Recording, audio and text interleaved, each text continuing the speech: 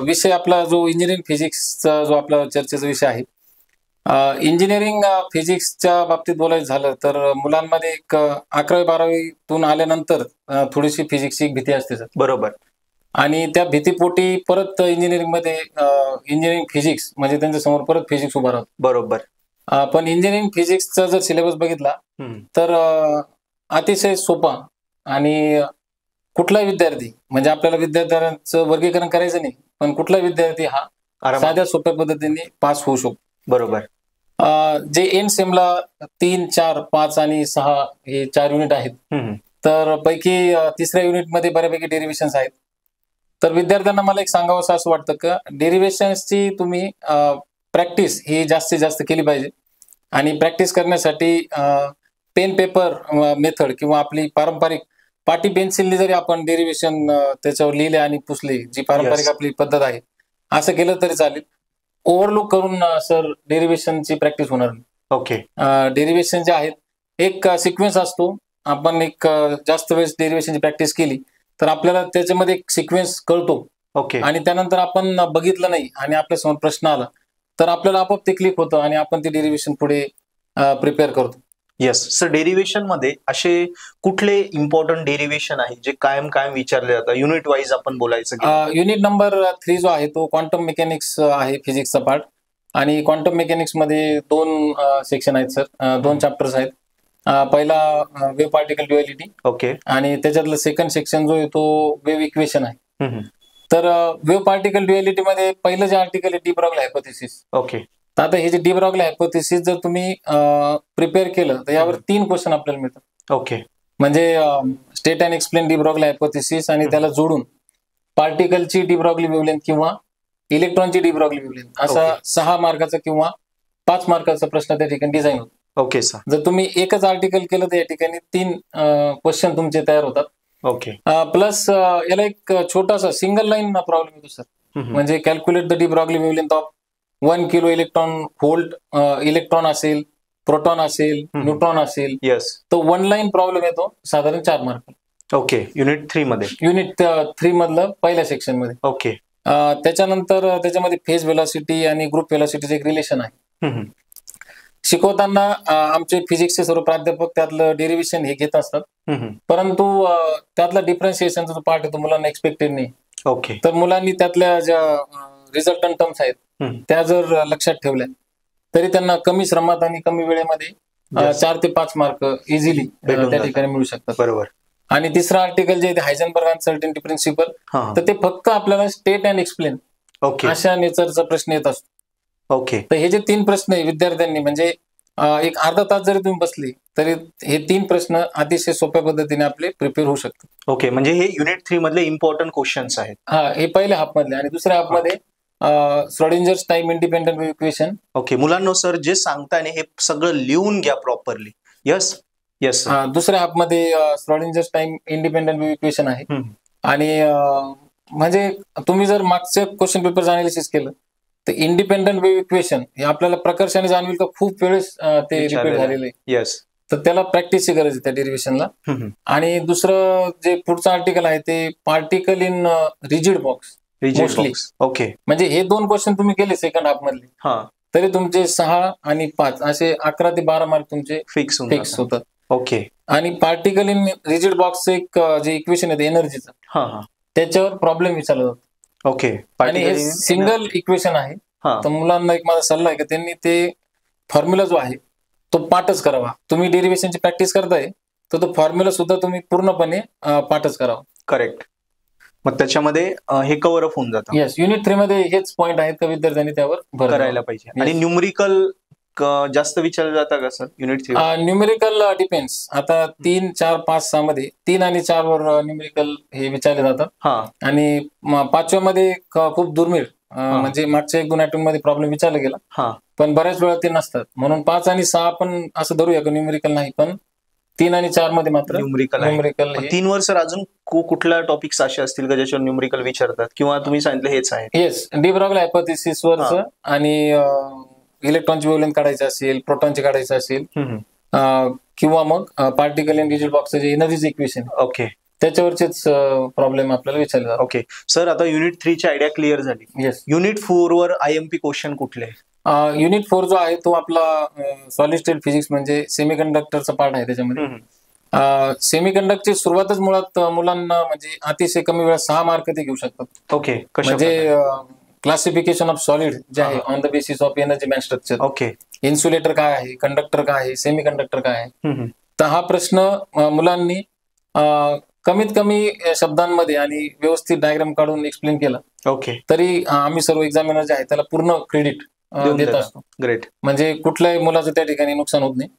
आणि दुसरं त्या युनिटमध्ये कंडक्टिव्हिटी ऑफ सेमीकंडक्टर नावाचं एक डेरिव्हेशन आहे. ते पण अतिशय सोपं आहे. तुम्ही जर त्याची व्यवस्थित प्रॅक्टिस केली 2 वेळा 3 वेळा तर ते तुम्हाला व्यवस्थित ते लक्षात राहतं.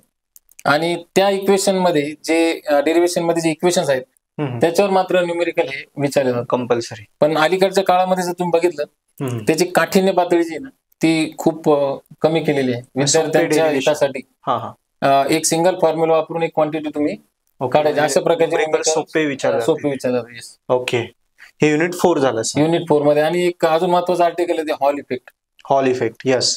तो हॉल इफेक्ट म्हणजे युनिट नंबर 4 मध्ये हॉल इफेक्ट हा केलाच पाहिजे. Very IMP. येस.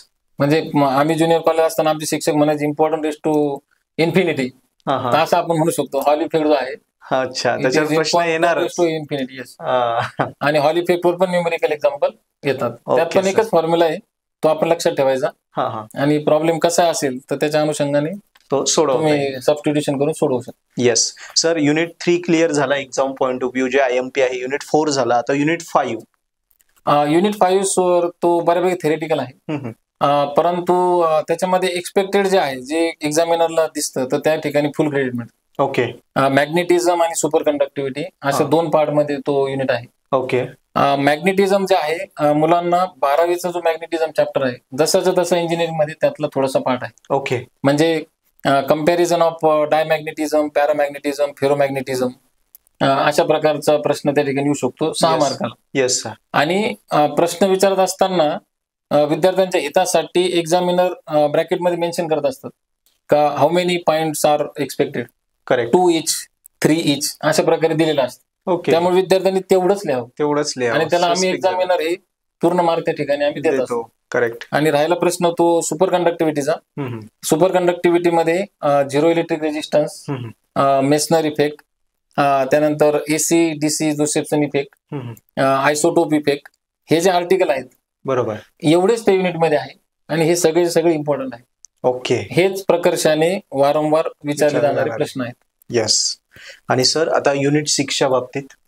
युनिट 6 मध्ये नॉन डिस्ट्रक्टिव्ह टेस्टिंग आणि नॅनो फिजिक्स असे 2 पार्ट आहेत. तर नॉन डिस्ट्रक्टिव्ह टेस्टिंग मध्ये सुद्धा कम्पॅरिझनचे प्रश्न येतात. Okay sir. Destructive testing, non destructive testing मध्ये कम्पॅरिझन काय, फरक काय त्याच्यामध्ये. हो. नंतर अकॉस्टिक इमिशन टेक्निक नावाचं एक आर्टिकल त्याच्यामध्ये आहे आणि त्याच्यावर प्रश्न येत असतो. ओके. नंतर determination of thickness by ultrasonic technique असा एक प्रश्न येत असतो. Yes sir. आणि रेडिओग्राफी म्हणून एक मेथड आहे.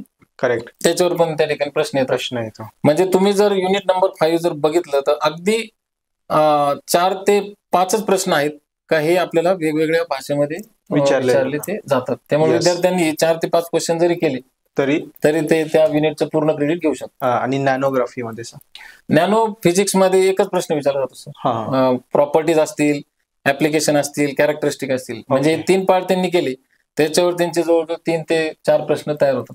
Okay, great. आणि युनिट 6 म्हटलं सर. Unit number 6. ओके, हा युनिट 6 होता. सो मित्रांनो, सरांनी पूर्ण आयडियाज तुम्हाला क्लिअर केल्या. असं म्हणता येईल की डेरिव्हेशन कुठले येतात, न्यूमरिकल कुठले येतात आणि थेरॉटिकल क्वेश्चन पूर्ण आयडिया क्लिअर केलाय. सो हे तुम्ही लिहून घेतलं असेल तर हे पहिल्यांदा परफेक्ट करा. बघा तुमचा फिजिक्स स्कोरच होतो. सर फिजिक्सचा पेपर पॅटर्न कसा असतो जनरली? पेपर पॅटर्न जो आहे तो फिजिक्स साठी पहिला प्रश्न हा MCQ असतो. ओके. MCQ आहे का? MCQ आहे. ओके. मॅथ्स मध्ये असतात तसे? फिजिक्स, केमिस्ट्री, मॅथ्स मध्ये MCQ आहे. ओके. पहिले 10 क्वेश्चन म्हणजे क्वेश्चन नंबर 1 मध्ये 10 MCQ विचारले जातात. त्यामध्ये डिस्ट्रीब्युशन असं आहे का युनिट नंबर 3 वर 3, युनिट 4 वर 3, युनिट 5 आणि 6 वर 2 each असे 10 एमसीक्यू विचारले. एमसीक्यू कुठल्या प्रकारचे विचारले जातात, काय अभ्यास करा हे या ठिकाणी आवर्जून मला विद्यार्थ्यांना सांगायचंय का एमसीक्यू साठी फार तुम्ही स्पेशल प्रिपरेशन करू नका. ओके. एमसीक्यू अतिशय साध्या पद्धतीचे विचारले जातात. सर्व एक्झामिनर्स किंवा सिनियर प्राध्यापक जे आहेत ते विद्यार्थी हितासाठी अतिशय स्ट्रेट फॉरवर्ड एमसीक्यू विचारले जातात. त्यामुळे तुम्ही जे डेरिव्हेशन किंवा थेरीची प्रॅक्टिस करताय तर त्यातूनच तुम्हाला तुमचं एमसीक्यू त्या ठिकाणी दिसेल आणि इमिजिएट तुम्हाला त्या 4 पर्यायांमध्ये एक पर्याय तुमचा अचूक आढळेल. म्हणजे एकदा थेरीचा अभ्यास केला की कॉन्सेप्ट क्लिअर होतो, त्यातला एक छोटासा एखादा कॉन्सेप्ट, नो ट्विस्टिंग. बरोबर, त्याच्यामध्ये कुठल्या प्रकारचा ट्विस्ट नसेल. बरोबर, म्हणजे खूप जास्त वेगळं एमसीक्यू साठी प्रॅक्टिस नाही करायचं. सरांचं म्हणणं आहे की बाकी थेरीसाठीच अभ्यास करा.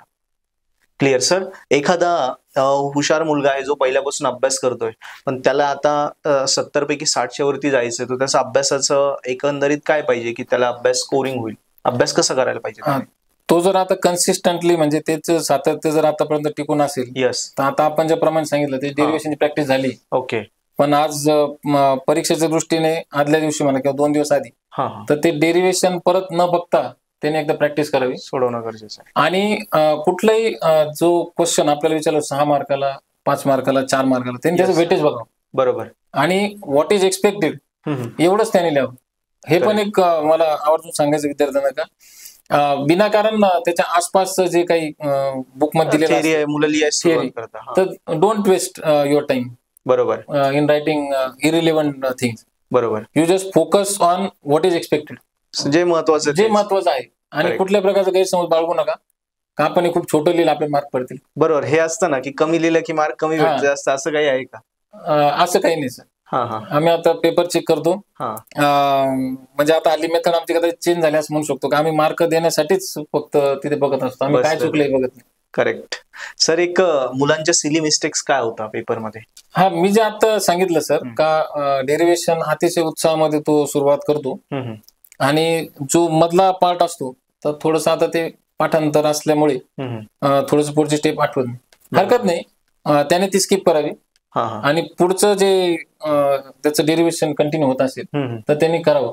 कारण प्रत्येक डेरिव्हेशन मध्ये असं ठरलेलं असतं का ह्या स्टेपला इतके मार्क, या इक्वेशनला इतके. म्हणजे step marking he step by step असते. ओके. म्हणजे एखादा सेंटेन्स असेल ना तर त्याला सुद्धा पारंपरिकपणे 1 मार्क आहे. ओके. सेंटेन्स जरी असेल तर तो 1 मार्क मिळणारच. ग्रेट. आणि हे मार्किंग स्टेप बाय स्टेप हे न्यूमरिकलला पण आहे का? न्यूमेरिकलला पण आहे. आता न्यूमेरिकलचं ऍक्च्युअल डिस्ट्रीब्युशन सांगायचं असेल तर फॉर्म्युला 1 मार्क असतो. ओके. त्यानंतर फॉर्म्युलामध्ये ज्या क्वांटिटीज आहेत, सबस्टिट्यूशन ज्याला म्हणतो आपण, करेक्ट, त्याला मार्क असतात. कॅल्क्युलेशनला 1 मार्क असतो आणि शेवटी तुमचं रिझल्ट जे फायनल आन्सर आहे त्याला 1 मार्क असतो. अशा प्रकारे 4 मार्काचं डिस्ट्रीब्युशन केलेलं असतं. Okay sir. आणि डेरिव्हेशन मध्ये मार्कांचं डिस्ट्रीब्युशन कसं आहे? डेरिव्हेशन मध्ये मार्कांचं डिस्ट्रीब्युशन म्हणजे सुरुवातीला एका डेरिव्हेशन मध्ये डायग्राम असेल तर त्या डायग्रामला 1 मार्क हा दिला जातो. ओके.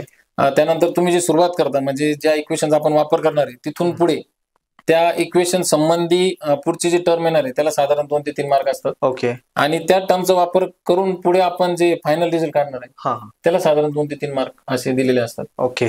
पण हरकत नाही, कुठे डेरिव्हेशन थांबला असेल तरी सुद्धा मॅक्झिमम कसे मार्क देता येईल असं एक्झामिनर प्रयत्न करत असतो. ओके. म्हणजे एखाद्याने अर्ध जरी लिहिलं तर तेवढे तरी मार्क भेटतात? हो, मिळणार. झिरो मिळत नाही. मित्रांनो, सरांनी दिलेल्या गायडन्समुळे आता कॉन्फिडन्स येतोय ना की हा विषय आपण स्कोर करू शकतो. करेक्ट. सो मग मी पुढे जाऊन सांगतो की तुम्ही सरांकडूनच हा विषय का शिकत नाही. तर सरांकडून हा विषय तुम्हाला डिटेलमध्ये शिकायचा असेल तर सरांचा व्हिडिओ लेक्चरचा कोर्स सुद्धा अवेलेबल आहे. काय करायचं, डिस्क्रिप्शन मध्ये मी लिंक दिली, त्यावरून पर्पल ॲड ऍप्लिकेशन डाउनलोड करा. पर्पल ॲड ऍप मध्ये आपल्या सरांचा पूर्ण या सब्जेक्टचा व्हिडिओ लेक्चरचा कोर्स आहे आणि मराठी हिंदीमध्ये एकदम सोप्या भाषेत आहे, जेणेकरून राहिलेल्या थोड्या दिवसात तुम्ही हा विषय सरांनी दिलेल्या आयडिया फॉलो करून सरांकडूनच शिकून घ्या आणि डायरेक्ट व्हिडिओ लेक्चर बघून विषय एंड सेम मध्ये 70 पैकी 60च्या वरतीच जा. तसंच मनात अजून काही डाऊट असतील तर खाली डिस्क्रिप्शन मध्ये आम्ही नंबर पण दिलाय, आधी नंबरवरती कॉल करा, चर्चा करा, डाऊट्स क्लिअर करा आणि सरांचा व्हिडिओ लेक्चरचा कोर्स नक्की सबस्क्राईब करा आणि हा सब्जेक्ट 100% गॅरंटीसह या एंड सेम मध्ये स्कोरच करा. थँक्यू.